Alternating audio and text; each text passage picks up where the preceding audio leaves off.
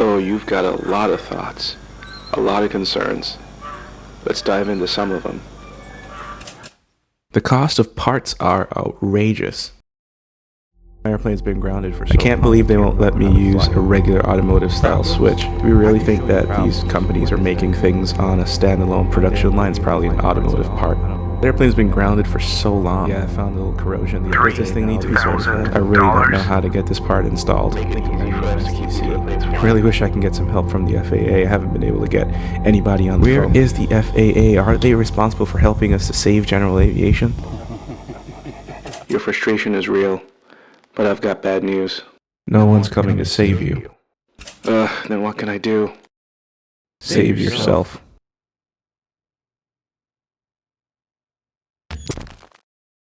No one is coming to save you, so save yourself.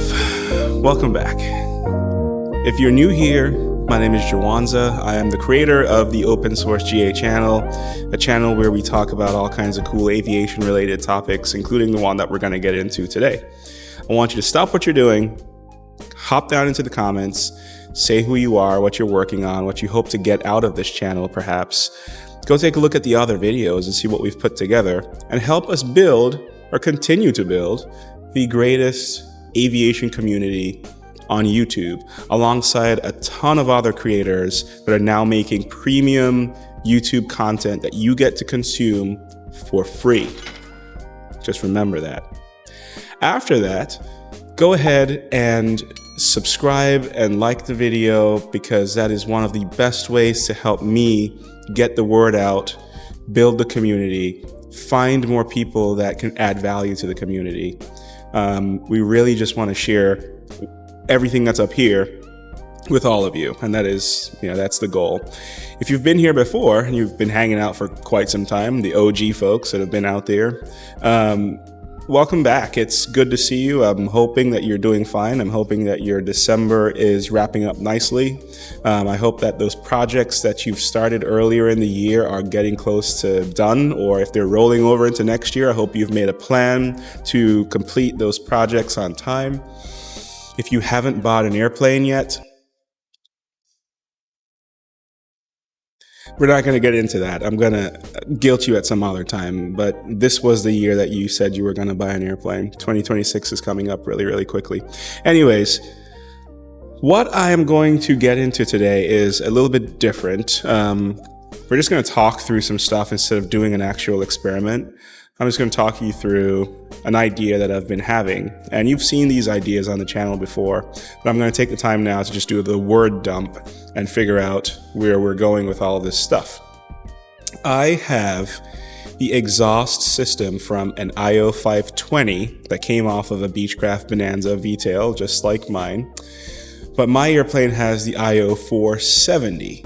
Now, the good news is those exhausts should match up perfectly. I think the part numbers are exactly the same.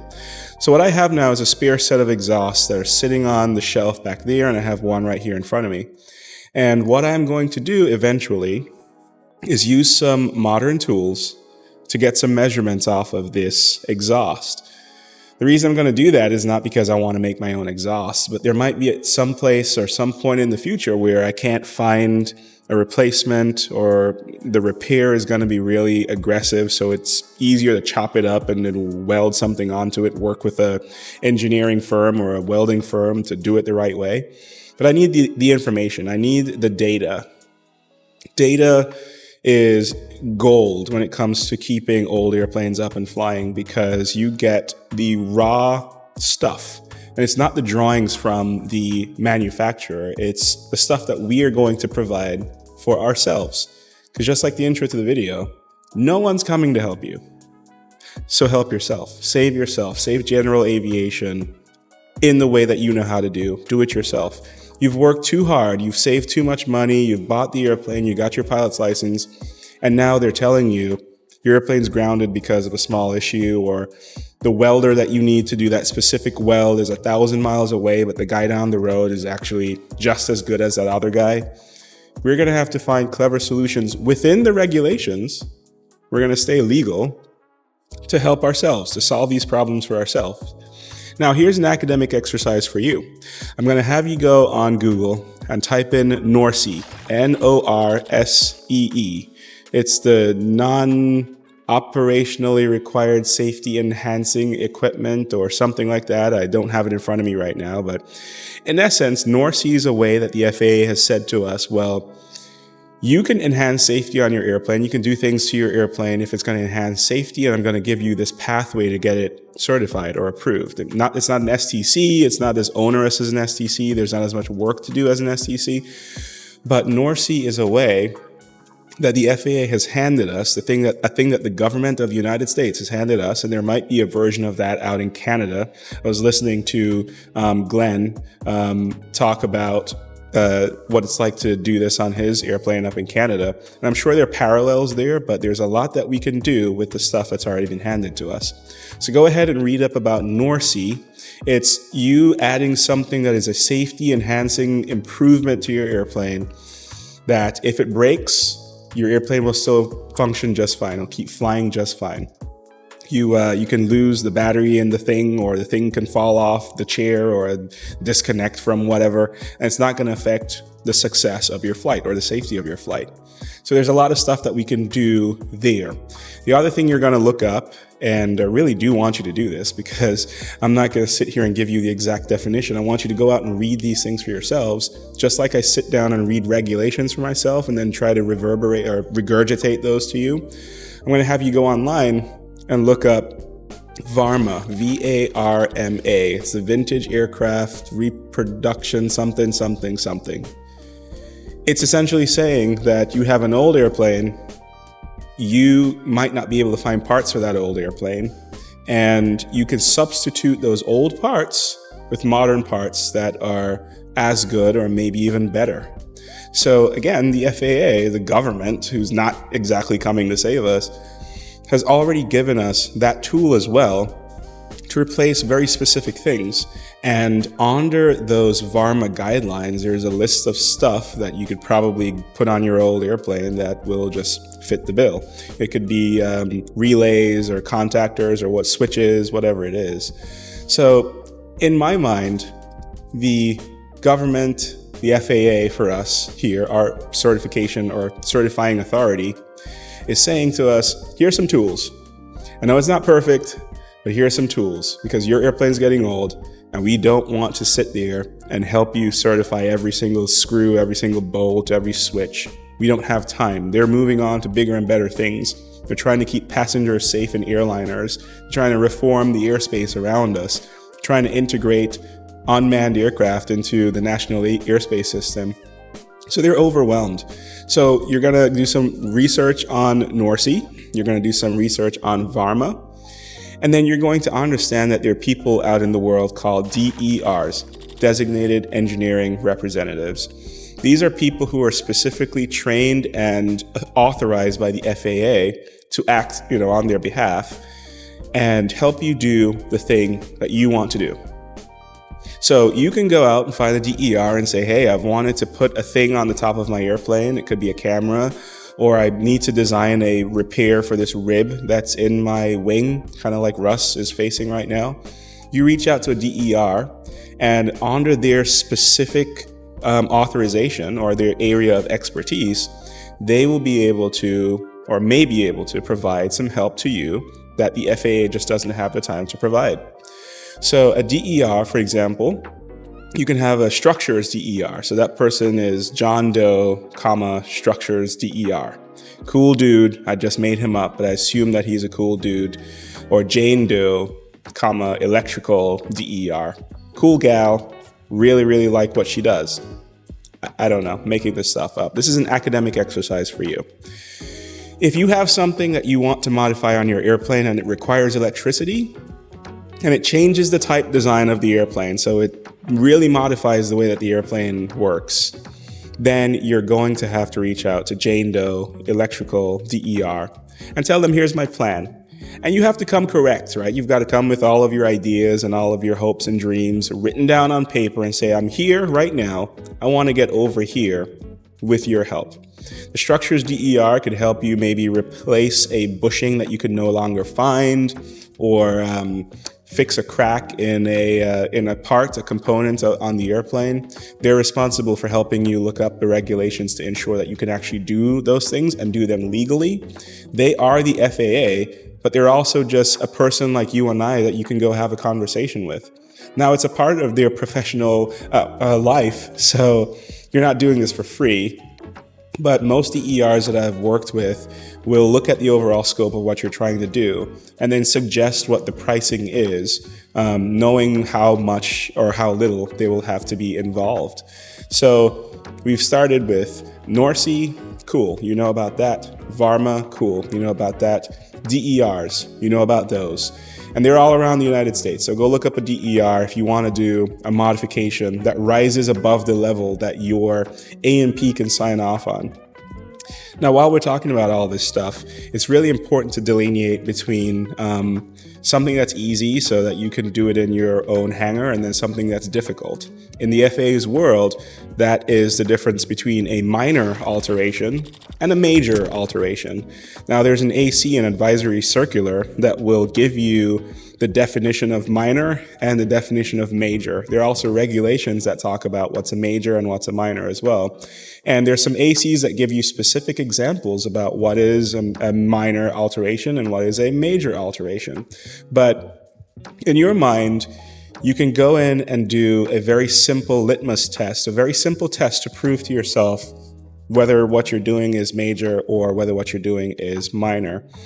And you have a conversation with your favorite maintenance professional, that is the A&P or the AME if you're in other parts of the world, or the builder of your experimental airplane. You can have a conversation with a professional, a person that knows this airplane.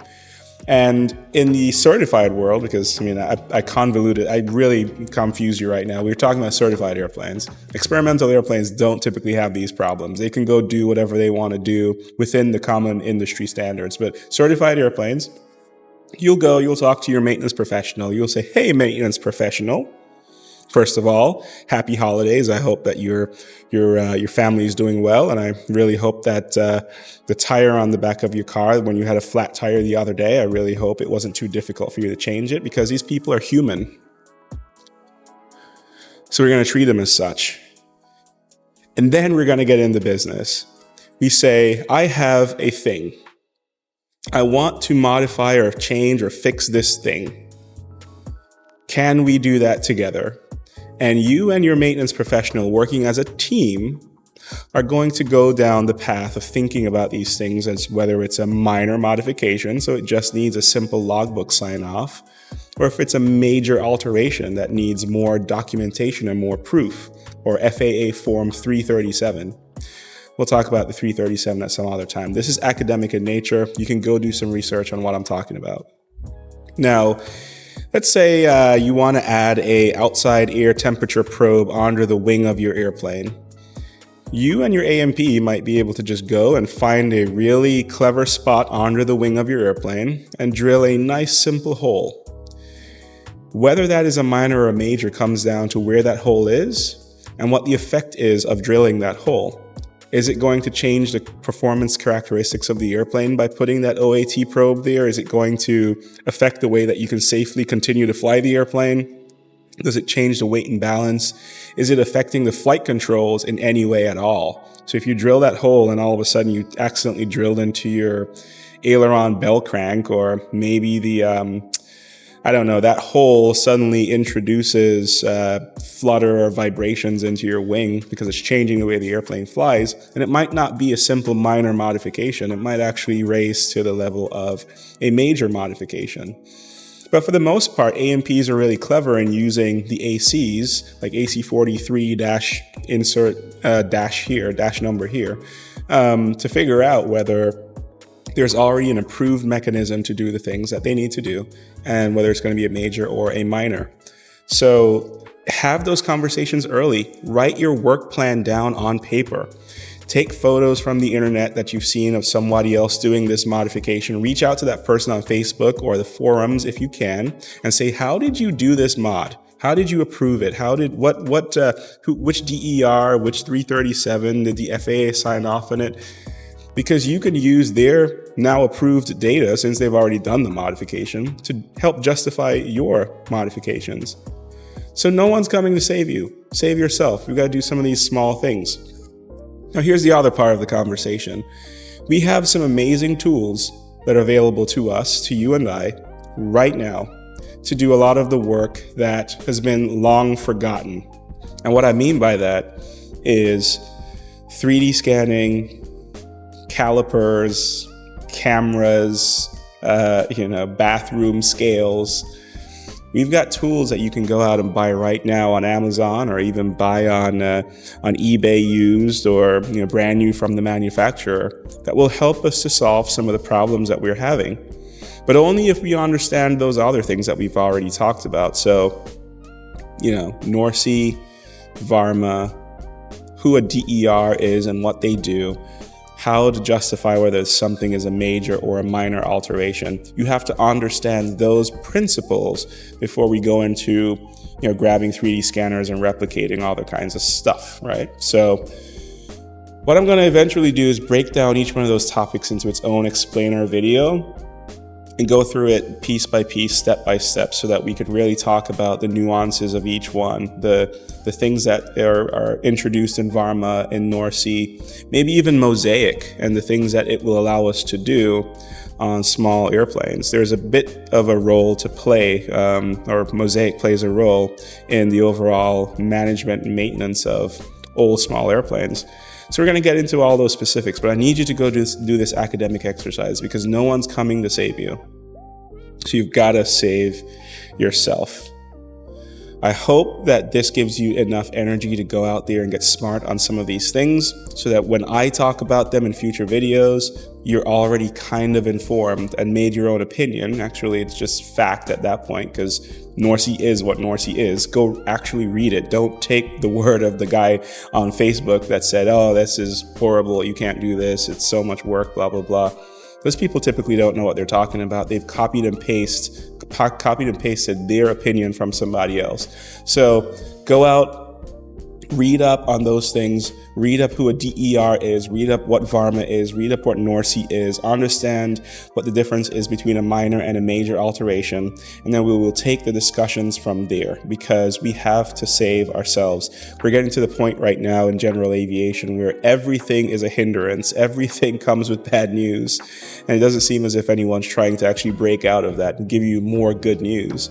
The folks on YouTube right now, us who are owning our own airplanes and fixing airplanes, restoring them, we are trying our very best to bring that value to you and give you some of that information. But at the end of the day, you've got to be willing and ready to do the work as well, and get rid of the negative commentary or believing nonsense, essentially. So that's how we're going to save general aviation.